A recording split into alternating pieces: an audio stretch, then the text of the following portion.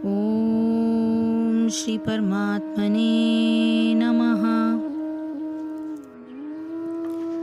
संन्यासः तु महाबाहो दुःखम् आप्तुम् अयोगतः योगयुक्तः मुनिः ब्रह्मा न चिरेण अधिगच्छति। संन्यास यानी संन्यास, आश्रम। तू लेकिन महाबाहो, हे बलिष्ठ भुजाओं वाले, दुखम दुख, आप तुम से प्रभावित, आयोगतः भक्ति के बिना, योग युक्तः भक्ति में लगा हुआ, मुनि यानी चिंतक, ब्रह्मा परमेश्वर को न चिरेण शीघ्र ही, अधिगच्छति प्राप्त करता है। भक्ति में लगे बिना केवल समस्त कर्मों का परित्याग करने से कोई सुख नहीं बन सकता, परंतु भक्ति में लगा हुआ विचारवान व्यक्ति शीघ्र ही परमेश्वर को प्राप्त कर लेता है। इसका तात्पर्य है कि सन्यासी दो प्रकार के होते हैं। एक है मायावादी सन्यासी, सांख्य दर्शन के अध्ययन में लगे रहते हैं, तथा वैष्णव सन्यासी जो वेदांत सूत्रों के यथार्थ भाष्य भागवत दर्शन के अध्ययन में लगे रहते हैं। मायावादी सन्यासी भी वेदांत सूत्रों का अध्ययन करते हैं, किंतु वे शंकराचार्य द्वारा प्रणीत शारीरिक भाष्य का उपयोग करते हैं। भागवत संप्रदाय के छात्र पांचरात्रि की विधि से भगवान की भक्ति करने में लगे रहते हैं। अतः वैष्णव सन्यासियों को भगवान की दिव्य सेवा के लिए अनेक प्रकार के कार्य करने होते हैं। उन्हें भौतिक कार्यों से कोई सरोकार नहीं रहता, किंतु तो भी वे भगवान की भक्ति में नाना प्रकार के कार्य करते हैं। किंतु मायावादी सन्यासी जो सांख्य तथा वेदांत के अध्ययन एवं चिंतन में लगे रहते हैं, वे भगवान की दिव्य भक्ति का आनंद नहीं उठा पाते। चूंकि उनका अध्ययन अत्यंत जटिल हो जाता है, अतः वे कभी कभी ब्रह्म चिंतन से उबकर समुचित बोध के बिना ही भागवत की शरण ग्रहण करते हैं। फलस्वरूप श्रीमद् भागवत का भी अध्ययन उनके लिए कष्टकर होता है। मायावादी सन्यासियों का शुष्क चिंतन तथा कृत्रिम साधनों से निर्विशेष विवेचना उनके लिए व्यर्थ होती है। भक्ति में लगे हुए वैष्णव सन्यासी अपने दिव्य कर्मों को करते हुए प्रसन्न रहते हैं और यह भी निश्चित रहता है कि वे भगवत धाम को प्राप्त होंगे।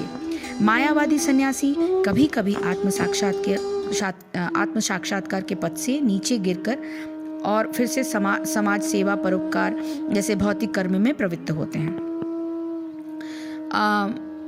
पहले वो नीचे गिर जाते हैं और फिर जब आत्म साक्षात्कार होता है तो फिर वो समाज सेवा या परोपकार जैसी कार्य को करके वो आगे बढ़ने की कोशिश करते हैं। अतः निष्कर्ष ये निकलता है कि कृष्ण भावना भावित या कृष्ण भावनामृत के कार्यों में लगे रहने वाले लोग ब्रह्म अब्रह्म विषयक साधारण चिंतन में लगे सन्यासियों से श्रेष्ठ हैं, यद्यपि वे भी अभी जन्मों के बाद कृष्ण भावना भावित हो जाते हैं।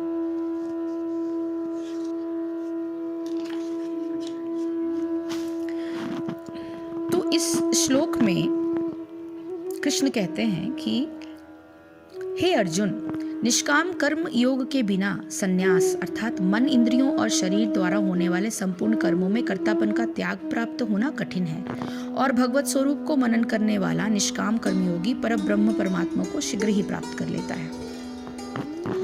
कर्म संन्यास के लिए भी कर्मयोग आवश्यक है। संन्यास का मार्ग छोटा अवश्य है, परंतु अत्यंत दुर्गम, बीहड़ और कांटों से भरा हुआ। इसके अतिरिक्त संन्यास का साधन करने की प्रारंभिक अवस्था में भी कर्मयोग का साधन करना आवश्यक होता है। इसके विपरीत यदि मनुष्य कर्मयोग में ही लगा रहे तो अत्यंत सुगमता पूर्वक संसार और पारिवारिक संबंधी सारे कार्यों को सुखपूर्वक संपादन करते हुए भी ब्रह्मा परमात्मा को प्राप्त कर लेता है।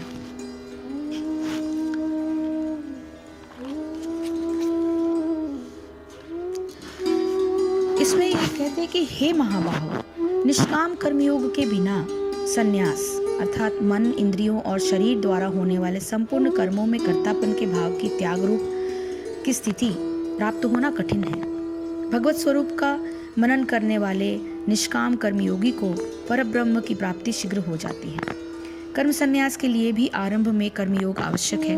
इस श्लोक में भगवान अर्जुन को महाबाहो कहते हुए ये संकेत करते हैं कि युद्ध जैसा कर्तव्य सामने उपस्थित होने पर उसे किसी भी प्रकार बलहीनता का अनुभव नहीं करना चाहिए, अपितु उसे अपने मानसिक और शारीरिक सामर्थ्य पर पूर्ण विश्वास होना चाहिए। मानसिक सामर्थ्य से उसे अपने हृदय में उठने वाले पारिवारिक मोह के कारण उत्पन्न दुर्बलता के भाव को त्याग देना चाहिए और शारीरिक सामर्थ्य से युद्ध में उत्साहपूर्वक प्रवृत्त होना चाहिए।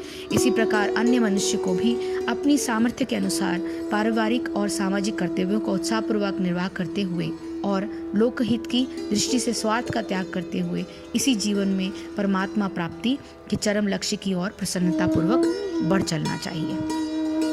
इस श्लोक में भगवान एक अत्यंत महत्वपूर्ण बात यह कहते हैं कि सांख्य योग साधना में आरंभ में कुछ समय तक कर्मयोग साधना करना आवश्यक होता है। इसके बिना मन में से कामना पूर्ति के लिए कर्म किए जाने वाले का भाव निवृत्त होना असंभव है। जब सांख्य योग में भी आरंभ में कर्मयोग साधन करना आवश्यक है तो फिर कर्मयोग में ही प्रवृत्त रहने में क्या कठिनाई है। सांख्य योग साधना में शारीरिक आवश्यकताओं की मांग इतनी क्लेशकारी हो जाती है कि उसको रोक पाना अत्यंत कठिन हो जाता है। इसके विपरीत कर्मयोग की साधना में लोक हितार्थ कर्म करते हुए शरीर की आवश्यकताओं की पूर्ति अपने आप होती रहती है। जिस प्रकार गेहूं बोने से परिवार के सदस्य के लिए गेहूं को प्राप्त होता ही है, साथ ही पशुओं के लिए भूसा भी अपने आप प्राप्त हो जाता है। इसी प्रकार कर्मयोग का साधन करने से जीवात्मा को परमात्मा से योग की प्राप्ति होती है और किए जाने वाले सत्कर्म के परिणाम स्वरूप शरीर के लिए आवश्यक भोगों की प्राप्ति होती है।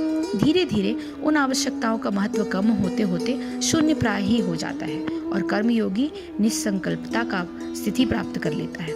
इस स्थान पर पहुंचकर कर्मयोगी का अंतःकरण कामना के मल से सर्वथा मुक्त हो जाता है और वह परब्रह्मा परमात्मा के स्वरूप में सुगमता से स्थित हो जाता है। उसके सारे सामाजिक और पारिवारिक कर्तव्य संपन्न हो जाते हैं और ऐसा करने में उसे परमात्मा की ओर से योगक्षेम की प्राप्ति निरंतर अपने आप होती रहती है। इस प्रकार निरंतर शांत हुए चित्त वाला कर्मयोगी परमात्मा स्वरूप में शीघ्र स्थित हो जाता है। इस अध्याय के प्रथम श्लोक में पूछे गए अर्जुन के प्रश्न के उत्तर में भगवान ने दूसरे श्लोक में बताया कि यद्यपि कर्मयोग और कर्म संन्यास दोनों ही समान रूप से मनुष्य के कल्याण में हेतु हैं, तथापि इन दोनों में से कर्मयोग का साधन कर्म संन्यास के साधन की अपेक्षा श्रेष्ठतर है। संन्यास के विषय में लोगों की सामान्यतः यह धारणा होती है कि कदाचित कर्मों का त्याग कर देने से आत्म साक्षात्कार रूपी सिद्धि शीघ्र हो जाती है, साथ ही लोगों से कुछ भिन्न होता है। इस धारणा को निर्मूल बताते हुए भगवान ने तीसरे श्लोक में बताया है कि कर्मयोगी भी सन्यासी ही मानने योग्य है, क्योंकि वह सर्वथा राग द्वेष से रहित होता है।